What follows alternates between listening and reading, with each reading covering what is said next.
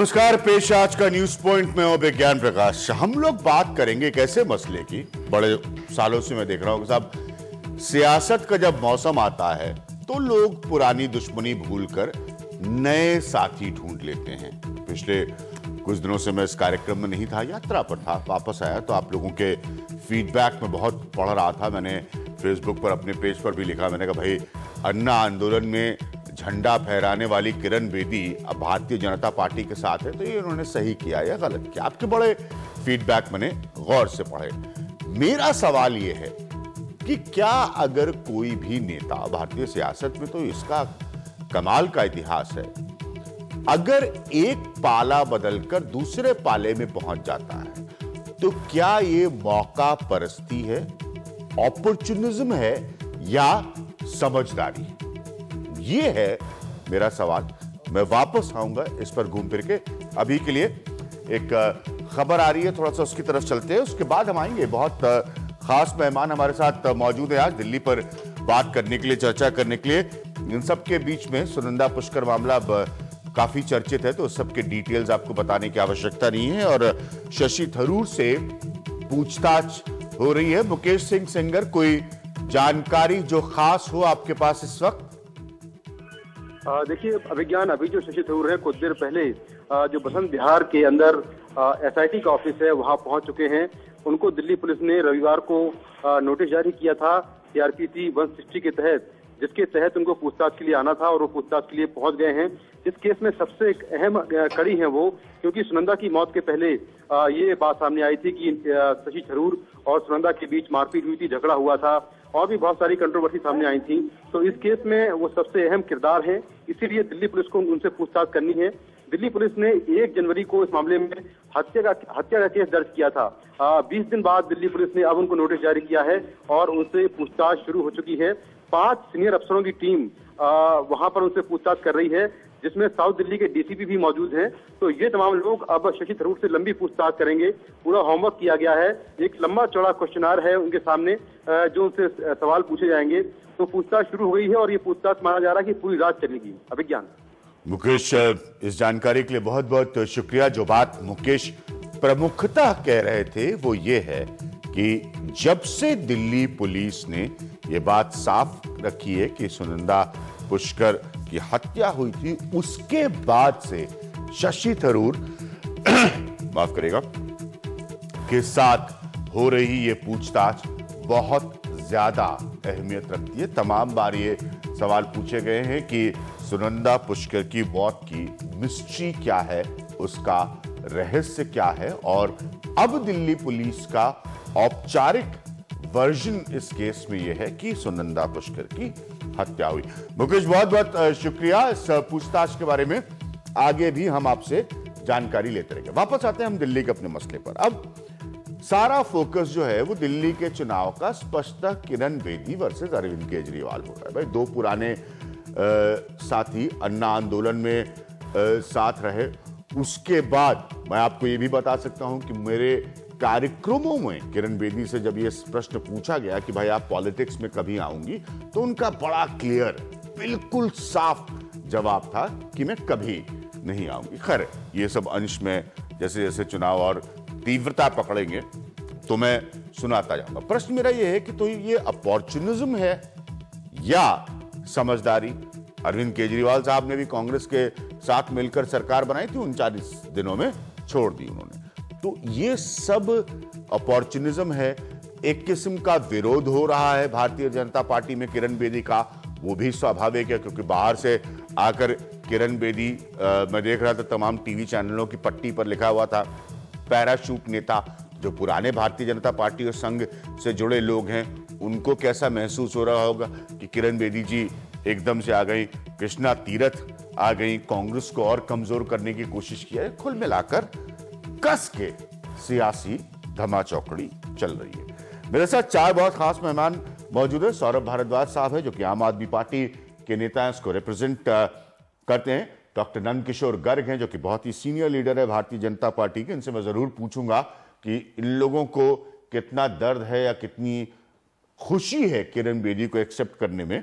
अनिल आनंद साहब हैं जो कि बहुत सीनियर जर्नलिस्ट है, तमाम सालों उन्होंने दिल्ली की पॉलिटिक्स देखिए, और मीम अफजल है जो कि स्पोक्स पर्सन है कांग्रेस पार्टी के, आप भी दिल्ली से ताल्लुक रखते हैं। अल्लाह, मैं कोई भी रिपोर्ट दिखाने से पहले सबसे पहले आपसे पूछना चाहूंगा कि कोई कई दिन से चला था, अब किरण बेदी आ गई, अब थोड़ा सा मनोज तिवारी कुछ बोले, फिर पार्टी निकाले, बोलने की जरूरत नहीं, फिर उनको नरम हो गए स्वर। किरण बेदी की एक्चुअल एक्सेप्टेबिलिटी, मान्य होना भारतीय जनता पार्टी में कितना होगा?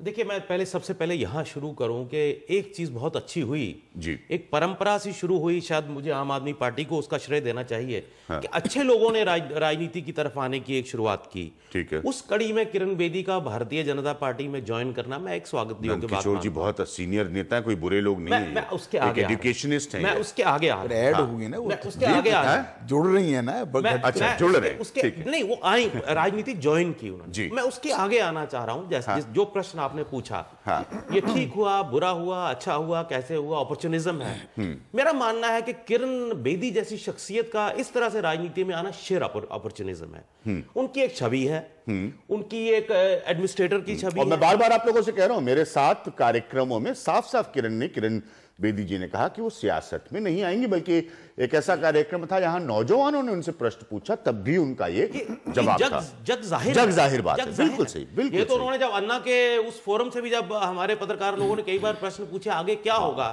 तब भी उन्होंने कहा कि मैं देश की सेवा में हूं, एक समाज सेवा कर रही हूं मैं, ये तब भी उन्होंने कहा। मेरा ये मानना कि कहीं ना कहीं किरण बेदी को राजनीति में आने से उनका हक है, वो रोक नहीं सकता है। मुझे लगता है एक रूट उनको अलग से अपनाना चाहिए था, जैसे उनकी जिंदगी का रूट अलग से रहा।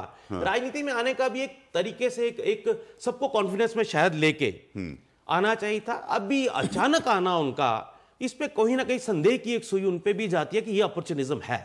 कम से कम अगर वो दिल्ली की जनता को कॉन्फिडेंस में नहीं लेना चाहती, तो कम से कम अन्ना को कॉन्फिडेंस में जरूर लेती। सब कुछ होने के बावजूद जब क्रिटिसिज्म शुरू हुआ थोड़ा सा उनका मीडिया में, तो उन्होंने अन्ना को कांटेक्ट करने की कोशिश की, जो बजाते खुद उन्होंने कहा। 2-3 बार टेलीफोन किया उन्होंने।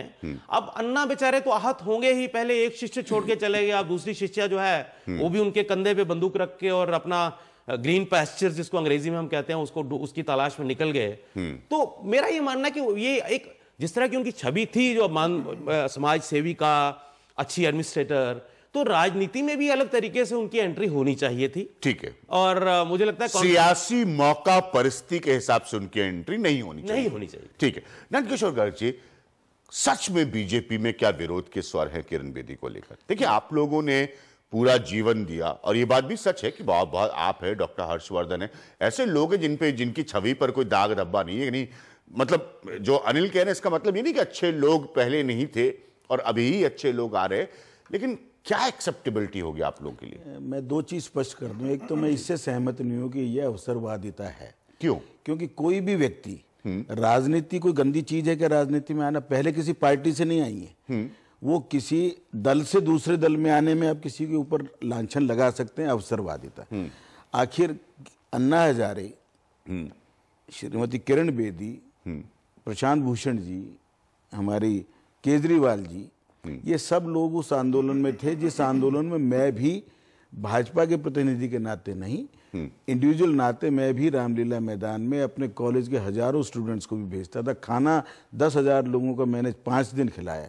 तो आंदोलन का मैं सिपाही लोकनायक जयप्रकाश नारायण का भी था। और मेरे जैसे लोग भी, शायद वो आंदोलन ना होता तो राजनीति में ना होते, जेल ना जाते। अदरवाइज मेरे जैसे को भी आज रुचिकर राजनीति वैसी नहीं है। परंतु अनिल जी ने एक बात ठीक कही कि अच्छे लोग राजनीति में आए, बढ़ें। आज मोदी जी ने इस देश में एक ट्रेंड बदला है। सुरेश प्रभु को ले आए या पणिक्कर को ले आए, खोज रहे हैं टैलेंट। आज इस देश के अंदर पिछले 25-30 साल में अच्छे लोगों का धीरे धीरे राजनीति से विमुख हुए थे। अन्ना हजारे का ये मैं समझता हूँ कंट्रीब्यूशन सबसे बड़ा है कि उन्होंने फिर से पढ़े लिखे लोगों को, IITians को, बड़े ब्यूरोक्रेट्स को फिर से जगाया है कि जागो, देश को बचाना है। और उस आंदोलन से सबसे ज्यादा मदद हमें मिली है, नरेंद्र मोदी जी को मिली है कि 282 सीटें अपने दम पर 30 साल में हम लेके आए। तो मैं उस आंदोलन को मैं उस हिस्सा रहा हूं, इससे पुराने आंदोलन का, जिसमें शायद आप में से अनिल जी रहे हो तो रहे हो उस समय पत्रकार, परंतु मैं 1973-74 से, तो आज अभाव नहीं है परंतु रिकग्निशन नहीं है। आज नेता बना रहा है। मैं सच कह रहा हूं आपकी इस पे कि आप लोग नेता को बनाने में सहायक भी हैं और उसको ना बनने नहीं, मैं तो साफ साफ कहता हूँ भारतीय जनता पार्टी या कांग्रेस या कोई भी पार्टी हो, बहुत सारे नेता, मेरा भी काफी तजुर्बा, उसके टीवी की खिड़की में पैदा हो जाते हैं। टीवी खिड़की उसको किसी एक इशू पर। हाँ। अब आपने हर्षवर्धन जी का नाम लिया। अब मैं 93 में जनरल सेक्रेटरी था, वो चुनाव लड़ना नहीं चाह रहे थे, जबरदस्ती जाके उनसे रिक्वेस्ट की थी कि पढ़े लिखे लोग आए, डॉक्टर आए। आलोक जी को जबरदस्त लेके आया था मैं एज एडवोकेट, मैं घर जाके रिक्वेस्ट की थी आलोक कुमार, परंतु राजनीति में एक बार जीते, अगली बार 100 से हार गए, अगली बार 5000 से। लोग वो चाहते हैं झूठ बुलवाना, चमचागिरी कराना, सिद्धांतों से डिगवाना, आम लोग भी। परंतु जो लोग नहीं डिग पाते वो नहीं चल पाए। जब आप सिद्धांतों की बात कर रही है, यही तो सारा प्रश्न आ रहा हूं ना, इसीलिए तो अगर किरण बेदी जी ने, नंदकिशोर जी, अगर आप मौका परस्ती के साथ सियासत में कदम रखते हैं, जो बात अनिल कह रहे हैं, मौका परस्ती, सिद्धांत मौका परस्ती, आप केजरीवाल जी का सब कुछ किरण यही शब्द केजरीवाल ने कहते हम राजनीति में नहीं आएंगे, उसका कंट्रीब्यूशन, और किरण बेदी का बिना पॉलिटिक्स का भी छोड़ो, पॉलिटिक्स के बिना दोनों का कंट्रीब्यूशन दिल्ली के लिए या समाज के लिए, ये हैज बीन। मैं सौरभ और मीम अफजल साहब को मेरी थोड़ी सी बात सुन ले। केजरीवाल साहब इनकम टैक्स में रहे, हाँ, कोई एक केस उन्होंने 2 नंबर वाले का, काले धन वाले का पकड़ा हो, कोई असेसमेंट की हो, और दिल्ली से पति और पत्नी दोनों 3 साल में ट्रांसफर होता है। क्या इन लोगों की कांग्रेस से दोनों की मिली भगत नहीं थी कि ये आज तक दिल्ली से बाहर ट्रांसफर नहीं हुए? ये कहते हैं करोड़ों रुपए कमा लेता, तो क्या इनकी पत्नी आज भी कमा रही हैं? ये अवसरवादिता है कि जो कह रहा था मैं, ठीक है, ये तो बच्चों की कसम खाता हूं, मैं समझ तो गया। किरण बेदी से इसका कंपैरिजन कोई नहीं है। ठीक है, किरण बेदी अपने सिद्धांत पर, अपनी बातों पर 40 साल की सेवा की। गर्ग जी बड़े एक शालीन राजनेता हैं दिल्ली के, मैं बहुत अरसे से जानता हूं। मेरा ये हरगिज ये कहना नहीं था कि किरण बेदी एक अच्छी, एक ऑनेस्ट नहीं है, या क्यों। मेरा ये सिर्फ कहना, अवसरवादिता, जैसे इन्होंने बात की कि मोदी जी, अवसरवादिता नहीं है, सियासी भी नहीं, मैं उसी बात, इन्होंने कहा कि मोदी जी टैलेंट ढूंढ रहे हैं और टैलेंट उन्होंने ढूंढा है। मेरा ये कहने का मतलब है, अवसरवादिता से मैं जोड़ रहा हूं इसको, चुनाव के बीच में टैलेंट ढूंढने की जो बात है, इस पे प्रश्न चल रहा है। हाँ, मैंने शुरुआत में आपको बताया था, एक छोटी सी खबर शशि थरूर साहब से पूछताछ की दिखा रहा था, तो शशि थरूर और किरण बेदी, ये लोग मोदी जी की तारीफ पहले से कर चुके हैं और ये बात प्रमाणित है। सौरभ, ये आप लोगों को दर्द देता है कि अब आपके लिए सारी लड़ाई केजरीवाल वर्सेस किरण बेदी बनाई जा रही है? जी देखिए, 2 पुराने साथी, वो हिंदी फिल्मों में वो हमारे प्रहलाद नीलानी, हमारे एक पुराने मित्र, कोई मैं खबर देख रहा था, सेंसर बोर्ड के चेयरमैन, तो ऐसा होता ना, पोस्टर बनता था पुराने वक्त में, एक हीरो इधर एक हीरो इधर, तो अभी ऐसा दिल्ली का पोस्टर बन गया है तो एकदम केजरीवाल और किरण बेदी, हम भी जानते हैं, मैंने भी पता नहीं कितने कार्यक्रम उन लोगों के साथ किए अन्ना के आंदोलन के समय में। इसका दर्द हो रहा है आप लोगों को? जी देखिए, अरविंद केजरीवाल एक IRS ऑफिसर रहे, हाँ, किरण बेदी एक IPS ऑफिसर रही, शाजिया इल्मी एक जर्नलिस्ट रही, ऐसे बहुत लोग हैं। TN सेशन बड़े ईमानदार आदमी थे, इस तरह से जिन्होंने मेट्रो मैन थे, वो बड़े, ऐसे हजारों अफसर हैं दिल्ली में, देश में, मगर ये उन हजारों ईमानदार अफसरों की कतार से ऊपर आए। इनका कद बढ़ा, इसलिए बढ़ा क्योंकि एक कॉज के साथ जुड़े। वो ईमानदारी एक पीछे की क्रेडिबिलिटी थी, एक कॉज के साथ जुड़े, एक ईमानदारी की कॉज के साथ। दुनिया की नजर में अरविंद केजरीवाल ने अन्ना को धोखा दिया, आज दुनिया की नजर में किरण बेदी ने अन्ना को धोखा दिया। तो